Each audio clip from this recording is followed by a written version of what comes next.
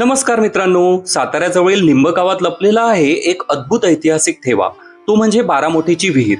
सुमारे 380 वर्षांपूर्वी मराठा काळात बांधलेली ही विहीर केवळ पाण्याचा स्रोत नव्हती, तर त्या काळातील उत्कृष्ट जलव्यवस्थापनाचे जिवंत उदाहरण आहे. या विहिरीचे नाव बारामोठीची पडले कारण येथे एकाच वेळी 12 मोटांच्या सहाय्याने पाणी उचलले जात असे. सुमारे 110 फूट खोल असलेली ही भव्य रचना दगडी कमानी, सुंदर कोरीव काम आणि अप्रतिम स्थापत्य कलेसाठी प्रसिद्ध आहे. चला, आजच्या ब्लॉगमध्ये आपण ही अप्रतिम अशी विहीर बघूया. आजही ही विहीर पाहताना त्या काळातील अभियंते आणि कारागिरांच्या कौशल्याचे आश्चर्य वाटते. जर तुम्हाला सुद्धा इतिहास, वास्तुकला आणि महाराष्ट्राचा गौरवशाली वारसा अनुभवायचा असेल तर नक्कीच हा व्हिडिओ पूर्ण पहा आणि या विहिरीला भेट देण्याचे नक्कीच ठरवा. चला, आता ब्लॉग सुरू करूया.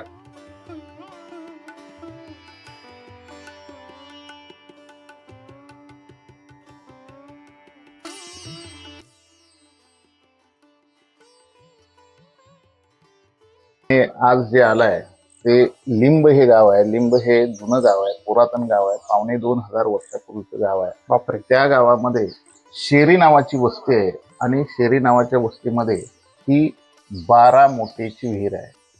ही ऐतिहासिक विहीर आहे. तर 300 वर्षापूर्वीची आहे. समोर याचा शिलालेख आहे. हा देवनागरीमध्येच आहे. त्याच्यावर बांधकाम कधी चालू झालं, कधी संपलं त्याचा उल्लेख आहे. हे शकेमध्ये. अच्छा. शक म्हणजे शालिवाहन शक, आपल्याकडची वर्ष मोजण्याची पद्धत. ओके. इसवी सन हे इंग्रजांचं आहे, ते काय आपलं नाही. शक आणि इसवी सन यामध्ये 78 वर्षांचा फरक असतो. अच्छा. तर पहिल्या दगडावरती स्वस्ती श्री शके 1641 लिहिलेलं आहे, म्हणजे इसवी सन 1719. शके 1641. 1641. हा, म्हणजे इसवी सन 1719. 1719. हा, 78 वर्ष समोर. हा. ओके. प्लव नामसंवत्सरे आपल्याकडे प्रत्येक वर्षाला नाव असतं. तर प्लव नामसंवत्सरे आणि आपल्याकडे तारीख नव्हती, दिनांक असायचा. दिनांक वगैरे नव्हता, आपल्याकडे तिथी असायची. मग खाली तिथी दिलेली आहे, कार्तिक वद्य त्रयोदशी. तर यावेळेला बांधकाम चालू झालं. मध्ये श्रीमंत सौभाग्यवती विरुबाई साहेब असं नाव कोरलेलं आहे. त्यात कोण होत्या खाली सांगतो. दुसऱ्या दगडावरती हे बांधकाम कधी पूर्ण झालं त्याचा उल्लेख आहे. श्री शके 1646. क्रोधी नामसंवत्सरे फाल्गुन वद्य द्वितीया असं लिहिलेलं आहे. चौथ्या दगडावरती श्री भवानी शंकर प्रसन्न लिहिलेलं आहे. भवानी म्हणजे मराठी राजघराण्याची कुलदेवता आणि शंकर म्हणजे कुलदैवत. शंकर किंवा शंभू महादेव. शुभम बहुते वगैरे लिहिलेलं आहे. शुभम सोबत आहे रवी काका वर्णेकर. काका या ठिकाणी मूळ म्हणजे स्थानिक असे या ठिकाणी असलेले आहेत, व्यक्ती आहेत. काका सहज भेटले आणि या लिंब गावातले ते मूळचे असल्यामुळे त्यांना संपूर्ण माहिती आणि या विहिरीबद्दलचा संपूर्ण इतिहास त्यांना माहिती आहे. ही विहीर इतकी सुंदर आहे. आपल्या महाराष्ट्रामध्ये, आपल्या भारतामध्ये आपण कुठेही फिरायला गेलो किंवा कुठेही बघितलं तर प्रत्येक गावात किंवा प्रत्येक जुन्या खेडोपाड्यामध्ये आपल्याला काहीतरी सुंदर गोष्ट बघायला मिळेल. तशीच आज हे सातारा जिल्ह्यातलं लिंबगाव, या लिंब गावामध्ये आपण ही विहीर बघतो आहे. चला काका पुढे जाऊ. या खाली.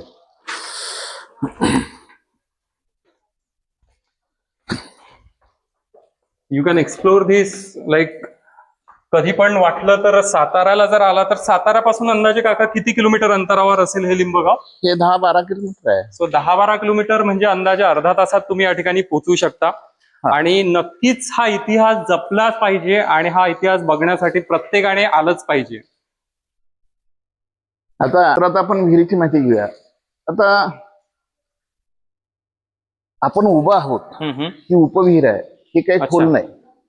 मुख्य विहीर इकडे आहे. मराठीमध्ये एक म्हण आहे, इकडे आड तिकडे विहीर, आड विहीर. हो, म्हणजे आड आणि आपण ज्याला म्हणतो विहीर आणि आड, हा कन्सेप्ट आहे. या बाजूला आड, या बाजूला मुख्य विहीर. ओके. तर ते मुख्य विहिरीमध्ये इकडे 2 जिवंत झरे आहेत. अच्छा. देर आर 2 लाईफ स्प्रिंग देर. 300 वर्षामध्ये हे पाणी कधीही आटलं नाही. हे पाणी खोल आहे. हे साधारण 50 फुटापेक्षा जास्त आहे. टॉप टू बॉटम साधारण 100 फूट आहे. 100 फुटाला थोडंसं कमी आहे. तेच पाणी वरती आल्यानंतर इकडे पावसाळ्यात ते इकडे असतं. गेल्या वर्षी इथपर्यंत होतं. तो पांढरा मार्क आहे, ही हायेस्ट वॉटर लेवल आहे समोर. अच्छा, ते पांढरा मार्क दिसतोय. हा, ते साधारण इथपर्यंत. Oh my God. म्हणजे ही कमान जवळपास एवढी भरत असेल पावसाळ्यात. गेल्या वर्षी इथपर्यंत होतं. हा, म्हणजे हे इकडे आपल्याला हा पण पांढरा मार्ग जो दिसतो आहे, हा तर हा सुद्धा म्हणजे इथपर्यंत हा, पाणी पाणी असतं असतं. समजा पावसाळ्यात. हा, आता ते खाली गेलं. तर हे म्हणजे खालून झरे आहे का, याला इकडे ह्या पाणी खाली कसे? झरे नाहीत, या भागात झरे नाहीत. झरे मुख्य विहिरीला आहे, परंतु खालून होल्स आहेत, इकडनं हे अच्छा. पाणी इकडे येतं. जे मुख्य विहिरीपर्यंत मुख्य विहिरीतनं जिकडे येतं. हा पुलासारखा पूल आहे, ब्रिज सारखा ब्रिज आहे, ह्याच्या खाली सुद्धा कमानी आहे. अच्छा, म्हणजे आपण उभं याच्या खाली कमानी आहे, इकडून इकडे पाणी किंवा हो. याच्यासाठी. तिथून तुम्ही खाली जाऊन बघू शकता. हो, इथे कमान आहे. ठीक आहे, आपण ते खाली जाऊन बघूयात. म्हणजे समजा तर आता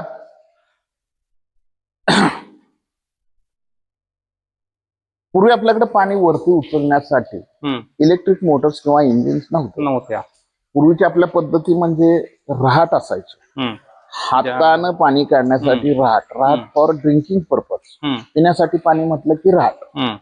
8 ते 12 फूट उंचीपर्यंत जर पाणी चढवायचं असेल तर रहाट गाडगं, आणि त्यापेक्षा खोलीवरून पाणी काढायचं असेल तर मोठ. ओके. रहाट गाडग्याचा वापर साधारणपणे महाराष्ट्राच्या कोकण भागामध्ये चालायचा, महाराष्ट्राच्या इतर भागामध्ये मोठेचा वापर चालायचा. ओके. तर या बाजूला 3 मोटांची जागा आहे. हा, आणि या बाजूला 3 म्हणजे 6 मोटांच्या जागा हित आहे.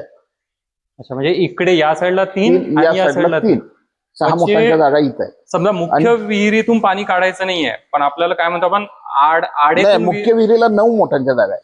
अच्छा, आणि इकडे 6 आहे. आड विहिरीला 6. हा, तर 9 6 15 होत आहे, परंतु प्रत्यक्षात चालू होत्या 12, म्हणून हिला 12 मोठीची विहीर असं नाव पडलं. आता ही विटेची बांधकाम आत्ताची आहे. या विहिरीमध्ये महत्वाचं काय, तर यामध्ये असलेली शिल्प, ही 2 शिल्प बघा. मराठीत याला असं म्हणतात, सिंहाचं शरीर असतं, वाघाचा चेहरा असतो. शौर्य आणि समृद्धी याचं प्रतीक मानले जातात. इंग्लिशमध्ये liger, body of lion, face of tiger, symbol of bravery and prosperity, ही महत्वाची आहेत. बऱ्याचशा किल्ल्यावरून आजही आहेत. तुम्ही रायगडावरती गेला, दिंडी दरवाजावरती आहेत, शिवनेरीला आहेत, अजिंक्य तारावरती, पन्हाळ्यावरती सुद्धा आहेत. जी जुनी मंदिरं असतात ना, त्याच्यावरती सुद्धा ही 2 शिल्प असतात. तर शौर्य आणि समृद्धी याचं ती प्रतीक मानलं जातं, ती महत्वाची आहे. म्हणजे जवळपास जुन्या कुठल्याही वास्तूंमध्ये हे कोरल्या जायचे. हा, आता या 2 शिल्पांचा वापर छत्रपती शिवाजी महाराजांच्या आधीपासून साधारणपणे 1500 वर्षापासून होत आले. ओके. तर जुनी जी काही मंदिरं असतात त्याच्यावरती असतात, शौर्य आणि समृद्धी याचं ती प्रतीक मानलं जातं. तर ती महत्वाची आहे. त्यांची पोझिशन अशीच असते, एक पंजा उगारलेला असतो, शेपटी वगैरे वरती असतो. ओके. या इकडं. मित्रांनो, अत्यंत महत्वपूर्ण अशी माहिती काका आपल्याला देत आहे. सो प्रत्येक मिनिट चुकवू नका, पूर्ण व्हिडिओ बघा.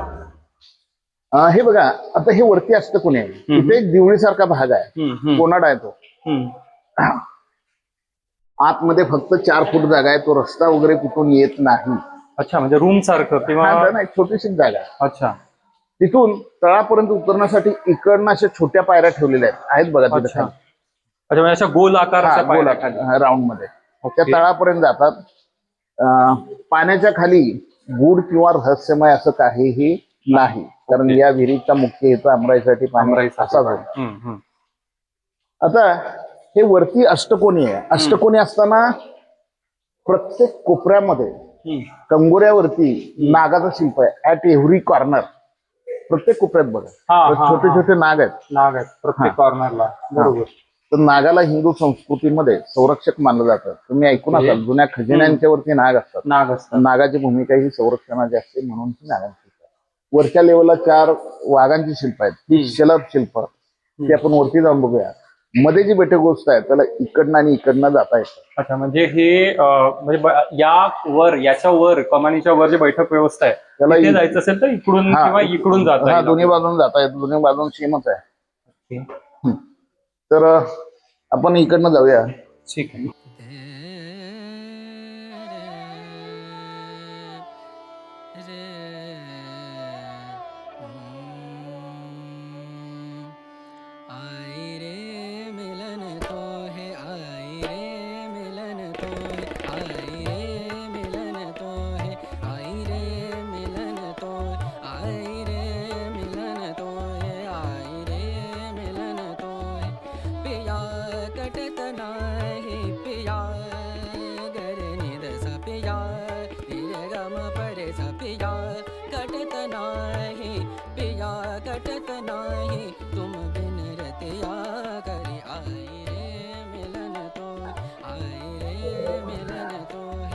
आता ही जी बैठक व्यवस्था आहे त्याला खालून या बाजूनं आणि या बाजूनं येता येतं, तसंच वरून आपल्याला खाली येता येतं.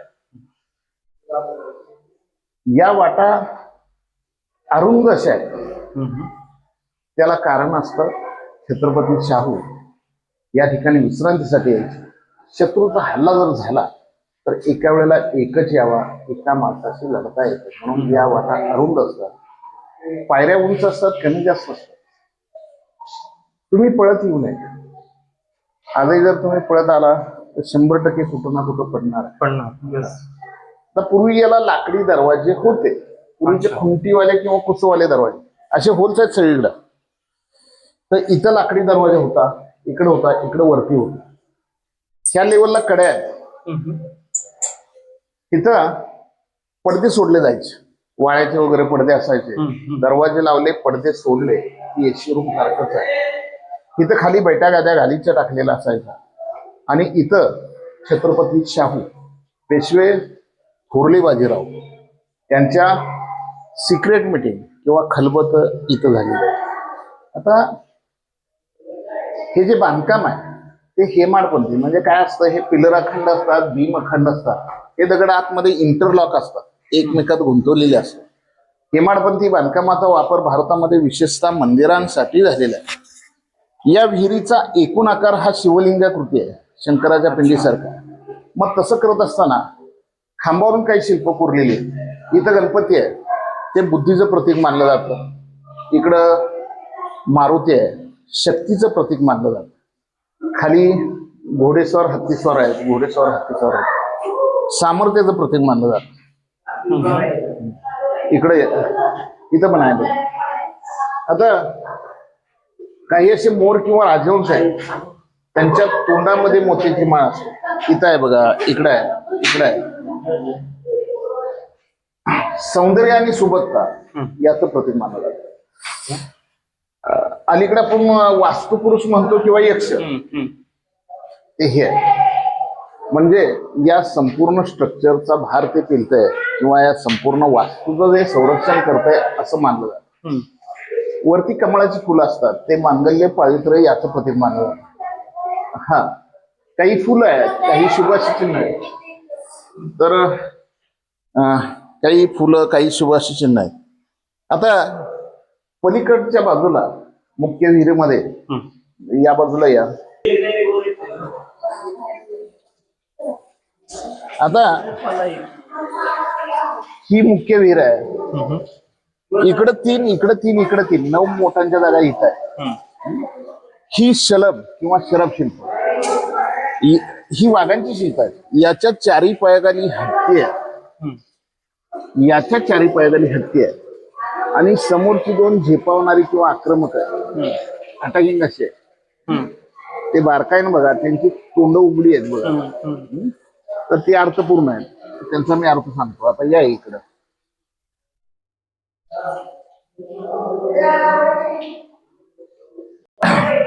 पलीकडची जी वाघांची शिल्प आहेत, आपण शलभ शिल्प असं म्हणतो किंवा शरभ शिल्प, तर ती अर्थपूर्ण आहे. ही वाघांची शिल्प आहेत. वाघाला मराठी शाहीचं प्रतीक मानलं जातं, हत्तीला मुस्लिम शाहीचं. तर ही दिशा दक्षिण आहे, ती उत्तर आहे. दक्षिण दिशेकडे तोंड करून अलीकडची 2 वाघांची शिल्प आहेत, त्यांच्या चारी पायाखाली हत्ती आहेत. त्यांचा अर्थ असा सांगितला जातो, मराठीने दक्षिणेकडच्या 4 शाह्या पादाक्रांत केलेल्या होत्या. कुतुबशाही, आदिलशाही, निजामशाही आणि बरीदशाही किंवा बिदरशाही. दक्षिणेकडचा बहुतांश भाग आपण केव्हा ना केव्हा जिंकलेला होता, असा अर्थ अलीकडच्या 2 शिल्पांचा.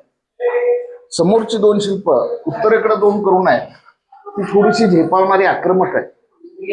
त्यांची तोंड उघडी, ती गर्जना करणारी दाखवलेली आहे. त्यांचा अर्थ असा की मराठ्यांची नजर आता उत्तरेकडे आहे, मराठी उत्तरेकडे केव्हाही झेप घेऊ शकतात, अशा अर्थाची जी 2 आहे. तर विहीर साधारणपणे शिवकाल आणि पेशवेकाल यांच्यामधली आहे. नंतरच्या कालावधीमध्ये मराठ्याने अटकेपार झेंडे फडकवले, ते नंतर तसे संकेत या शिल्पामधून गेलेले. त्याच्यावरती छत्रपतींचं सिंहासन आहे आणि मोठ कशी चालायची हे आपण वरती बघूया. ठीक, चालेल.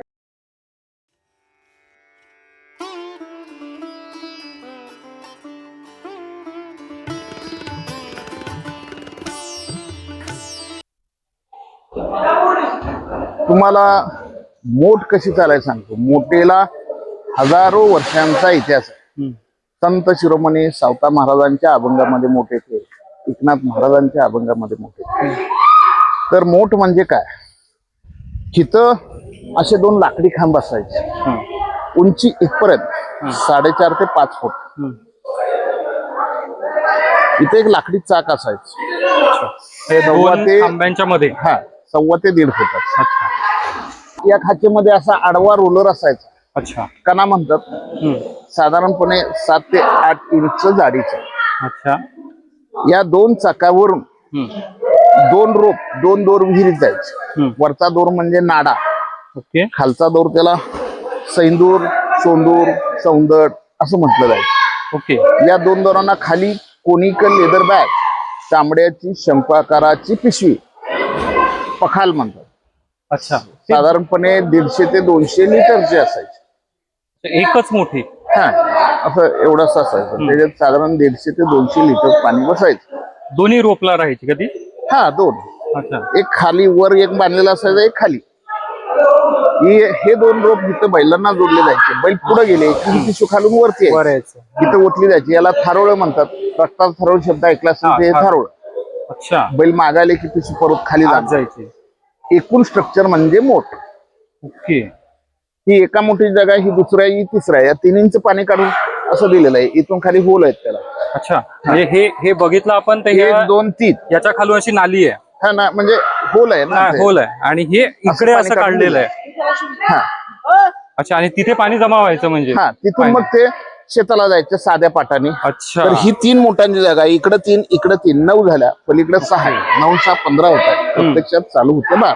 म्हणजे या 3 मोठांचं पाणी या एका याला काय म्हणायचं? हा, पाटच आहे. पाट. हा एक पाट, तसाच दुसरा पाट. इकडं ते पाणी, तिकडं ते पाणी, तिकडं तिकडचं तिकडं, तिकडचं तिकडं. हा, तर विहिरीच्या 4 दिशांना हे पाणी जायचं. इथं या.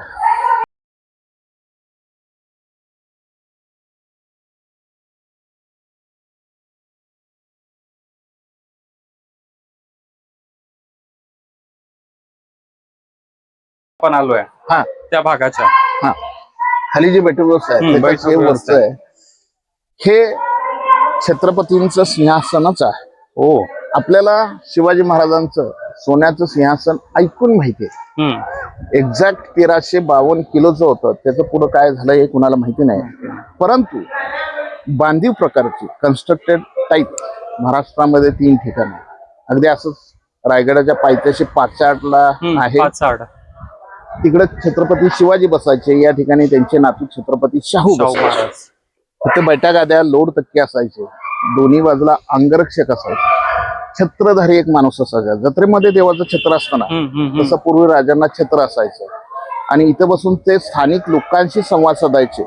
ज्या वेळेला सैन्याची छावणी असेल, तळ असेल, त्यावेळेला सैन्याच्या अडीअडचणी किंवा त्यांचा मान सन्मान ते इथे घ्यायचे. हा राज दरबार नव्हे, हे चावडीसारखं. इथं त्यांचा एक वाडा होता. आतमध्ये घोडे वगैरे बनायची सोय होती त्या साईडला. हा, या मोकळ्या जागेत होता. अच्छा. बऱ्यापैकी मोठा होता. साध्या मातीचाच होता. अच्छा. अलीकडे पडला. आमराई मात्र राहिलेली नाही. अवशेष रूपाने एका दुसरं झाड आहे. हे झाड त्यावेळेचं. अच्छा. म्हणजे हे त्यावेळेचं टिकून आहे. हा, पारही त्यावेळेचं आहे. पारावरती महादेवाचं मंदिर आहे, जागृत देवस्थान आहे. ते सुद्धा विहिरीच्या बांधकामाच्या वेळच आहे. हे जे झाड आहे हे बोली भाषेत पिपरणी म्हणतात. साहित्यामध्ये पिंपरी. अच्छा. वड आणि पिंपळ याच्या ते मधलं आहे. ओके. तर हे 300 वर्षापूर्वीच आहे. मानवी. हा, बोला. ते पिंपरी म्हणजे तेच ना, असं बारीक बारीक एवढं काळा कलरचं येतं पिंपरीला, झाडाला येतं ते. हे तेच की हे अलग आहे काही? हे बघा, पिंपळ वेगळा, पिंपरी वेगळी. हे पिंपरी आहे. अच्छा. प्रॉपर नाव पिंपरी, परंतु बोली भाषेत पिपरणी वगैरे म्हणतात. तर ह्याची फळं फारच छोटी असतात. अशी एवढी असतात. काळ्या कलरची. हा, लालसर काळे असे असतात. तर हे 300 वर्षापूर्वीचे. मानवी हस्तक्षेप झाला नाही तर हे झाड 2500 वर्षापर्यंत जगत. बापरे. तर असा परिसर आहे. तुमच्या शंका असतील मला विचारा, मी सांगतो.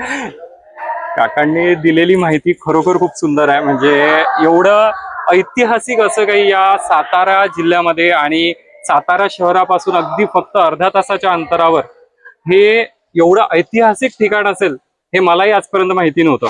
सहज युट्यूबवर टाकलं, या ठिकाणी आलो, काकांची भेट झाली आणि इतकी सुंदर ऐतिहासिक माहिती मिळेल असं कधीच वाटलं नव्हतं. काका, सगळ्यात प्रथम तुमचे खूप खूप धन्यवाद की आमच्या चॅनलवर तुम्ही आलात आणि इतकी सुंदर माहिती फक्त माझ्यापर्यंतच नाही तर अख्ख्या महाराष्ट्रापर्यंत आणि भारतापर्यंत ही माहिती पोहोचेल अशी अपेक्षा करतो. मित्रांनो, तुम्हाला या ठिकाणाला यायचं असेल तर तुम्ही गुगल मॅपला डायरेक्टली बारामोटेची विहीर लिंब असं जर टाकलं तरी हे सर्च होतं आणि डायरेक्टली तुम्ही या लोकेशन पर्यंत पोहोचू शकता. बाकी सगळी माहिती तुमच्यापर्यंत मी या व्हिडिओ थ्रू दिली आहे, काकांनी सुद्धा सांगितली आहे. नक्कीच तुम्ही या ठिकाणी या. ऑलमोस्ट 7 दिवस आणि 12 महिने तुम्ही या ठिकाणी येऊ शकता. बाकी काही प्रॉब्लेम नाही. फक्त पावसाच्या दिवसात थोडाफार पाऊस जास्त राहत असेल. हे दिवसा बघण्याचं ठिकाण आहे, रात्री बघायचं नाही. आणि पावसाळ्यात जसं काकांनी सांगितलं की विहिरीच्या पाण्याची पातळी फार वाढते, त्यावेळेला तुम्हाला कदाचित आतमध्ये जाता येणार नाही. सो तेवढा 1-2 महिने सोडलं तर बाकी काळ आपण या ठिकाणी नक्कीच येऊ शकतो. आय होप तुम्हाला हा व्हिडिओ आवडला असेल. अनोखा देशवर असेच नवनवीन व्हिडिओ मी तुमच्यासाठी घेऊन येत असतो. मी आपला मित्र सूरज परत एकदा नवीन व्हिडिओ सोबत येतो. तोपर्यंत धन्यवाद. धन्यवाद.